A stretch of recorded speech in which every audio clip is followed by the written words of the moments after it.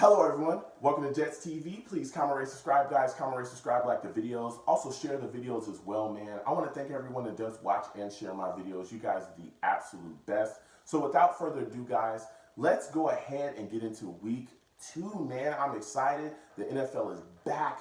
The NFL is coming around. It's almost game time. I'm just beside myself, man. But wait a second, before we talk about week 2, I gotta slow myself down, man. I get really excited about football. I love this game. But I need to talk to you guys about week 1, man. I need to recap my picks. So let's go ahead and get right into it. First game I covered, Titans at Raiders. Took the Raiders in this game, got myself a win, man. Raiders beat the Titans 26-16. Salute to Raiders fans, man. You guys got yourselves a win. Carr played very solidly. I chose the Raiders. I got myself a win as well, man. So salute to you guys again. Next game I covered, Steelers at Browns. Said the Steelers would roll. They didn't roll, but I tell you what, I got myself a win because the Steelers won as well. Steelers get themselves a win. They beat the Browns 21-18. Salute to my Steelers fans. You guys are constantly in my inbox talking about how I need to talk. I need to bring up the black and gold every single week on this show. I don't know about all that, all right? Because we got other fan bases that want me to talk about their teams as well. But salute to you guys. You guys got yourselves a win. And also salute to the Browns, man. They got some young players over there doing their thing, especially Kaiser, man. He's looking like a quarterback that's going to mature and definitely show up and show out in the future. Last but not least, man, the Jets game. Oh, jeez, man. What a game. Jets at Bills, man. Ugh. I took the Bills in this game. Sadly, I got myself a win, okay? The Bills beat the Jets 21-12. I mean, it was just a debacle on all ends, absolutely, for the Jets. Our defense looked terrible. Our offense looked out of sync. Our coaches just continue to make bonehead mistakes, and by coaches, I mean Todd Bowles. He did something really stupid towards the end of this game. He punted when we were down by 2 scores with 4 minutes left in the fourth quarter on 4th and 8, excuse me. Just doing stuff like that just doesn't make any sense, and he's the only person that thinks that that's a smart move. It is what it is. I think he's an awful head coach. I think we'll continue to see these mistakes going on down the road. He's a clown. So, again, salutes to Bills fans. You guys got yourselves a win. I chose you, and I got myself a win as well, sadly. So, without further ado, man, let's get into week 2. I want to talk about week 2, man. There's so many good games coming up, and I'm ready to cover. So let's go ahead and get into it. First game I'm going to cover, Cowboys at Broncos, man. Oh, let me tell you something. The Cowboys have come up, man. I know a lot of people, there was a lot of speculation about what this team would be. Some people were saying, they're not going to be that good. Some people were saying, hey, we're going to be a lot better than what you think we're going to be. Let me tell you something. Marcus Lawrence up front. This guy is a defensive end that is about business. Do you hear me? He can absolutely get to the quarterback. He's very stout against the run as well. They also have Jalen Smith in that linebacker core. This is a guy that a lot of people were, absolutely confused about what he was going to be in the future because of that injury. A lot of people passed on him in the draft because of that. But Jerry Jones raised his hand and said, I would like that guy on my football team. This kid looks solid, man. He's coming in and he's putting on. He's laying guys out and he's laying hits and making tackles. So that looks like a quality pick as well. This defense is very solidly put together. But when you look at the offense, and that's what I think is going to be a real big key in this game. Because, hey, Ezekiel Elliott running this football, this guy has gotten away from the suspension. That may come later for him. But as for now, it doesn't look like he's going to lose any time this season because of it. Man, if they can run the football against the Broncos and keep the Broncos off balance and not just let Von Miller just run amok, like he usually does because he's such a great pass rusher, it's going to be a long day for the Broncos, man, if that's happening. And they have the ability to do that because the offensive line is so good.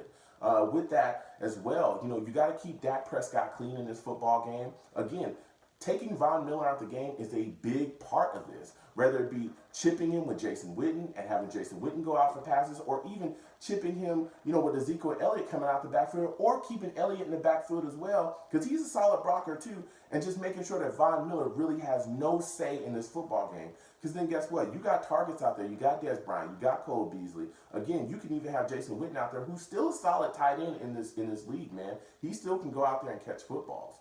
So that's the name of the game for them is how can they make Von Miller ineffective, and how can this offense continue to push the ball, especially running the ball heavy, which I think will hurt the Broncos. You look at the Broncos side of the ball, man, offensively, they have got to keep Trevor Siemian upright, okay? There was a lot of pressure on him in that Chargers game, a lot of guys in his face. You cannot let that happen against the Cowboys, especially with Lawrence up front. You have to take that guy out of the football game often and early. Also, in the passing game, I look at Simeon, man, and sometimes just watching him, I just shake my head because he's not horrible, but he's not a great quarterback either. He's kind of an average, middle-of-the-road guy, but he's got weapons. But the thing is, often, especially with Emmanuel Sanders, it seems like the connection is just not there. I watched, that game against the Chargers where Sanders was open on some plays, especially deep, and he just could not get the ball to him, in the right place. The balls just weren't placed in the right spot. He either was jumping out and having to dive for a catch, or he's having to tiptoe to the sidelines even though he's breaking open. It's like, look, you've got to find this guy, because I think in this game against the Cowboys, he's going to have some favorable matchups out there, and I think he'll win them. So if he's winning this matchup, you have to get the ball in this guy's hand, man. You cannot be having him diving and just all over the place and just inaccurate throws especially. You cannot have that when you got a guy that's breaking and can score a touchdown easily, because he's a very effective weapon in this offense. So with that said, guys, I know I want to go ride with the Broncos. I want to, but I just cannot. I am taking the Cowboys to win this game 27-14, man. That's what I got. So Cowboys fans, Broncos fans, get in my comments. I know you guys are going to comment. Let me know what you guys think about this, man. Let me know what you guys, think about this game coming up. So next game I want to cover, Cardinals at Colts. Got a lot of Colts fans in my inbox. They're saying, Joe, you don't talk about us enough. What are your thoughts about what we're going through here? We're waiting on Andrew Luck to come back, man. Whew. Man, you guys are in a bad spot right now. Okay? You guys are in a bad spot, all right? But, there's some light at the end of the tunnel, because at least you're getting your quarterback back. Us, on the other hand, who knows what we have. We're still waiting on that guy. We're still waiting on that franchise quarterback to come to us. But, man, look. You look at the Cardinals in their situation right now. You got David Johnson, he goes down.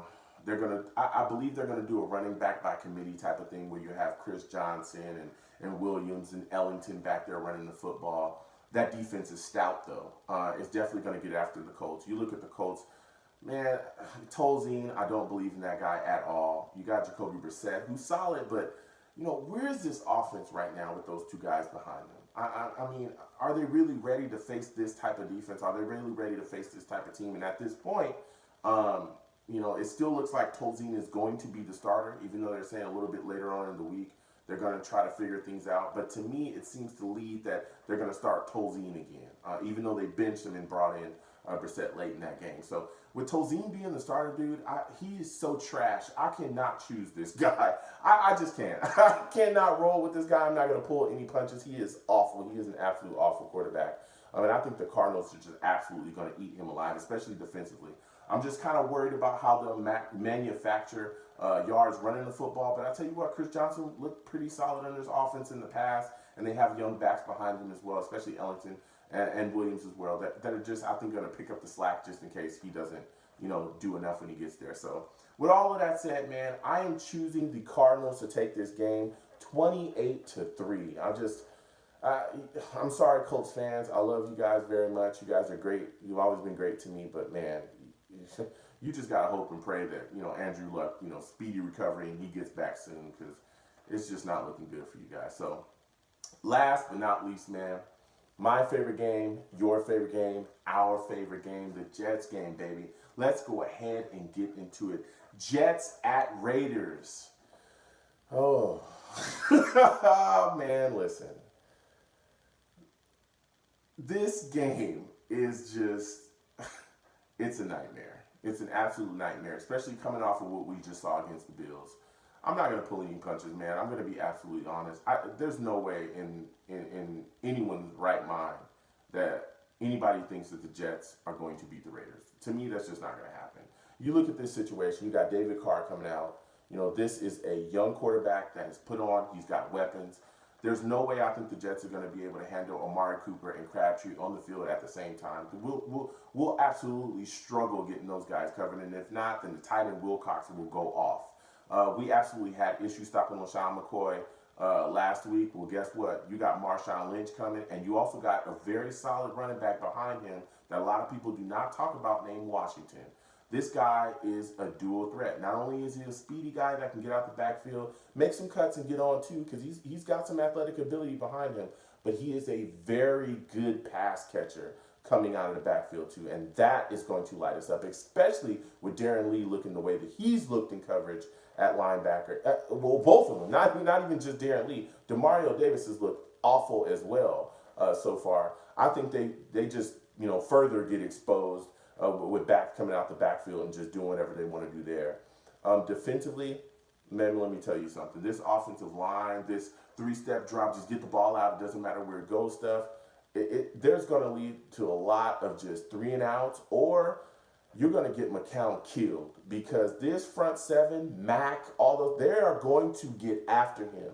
This offensive line will be tested often and early. The game plan is going to be very simple. They're going to stack the box, they're going to play press man, and they're going to say, listen, you guys got to beat us. And if you don't beat us, we're going to beat your quarterback to death. That is literally what they're going to do.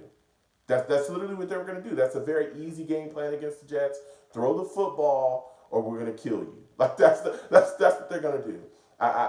If we continue this thing where we're starting Matt Forte over Bilal Powell and we're taking speed away from the offense, we're going to get killed in this football game. And we can talk about defense, we can talk about offense, let's talk about coaching, because that matters as well. I think that Todd Bowles yet again will get absolutely outcoached in this game. I don't even think it'll be close. I think Del Rio will literally coach the pants off of Todd Bowles. It won't even be close in this game.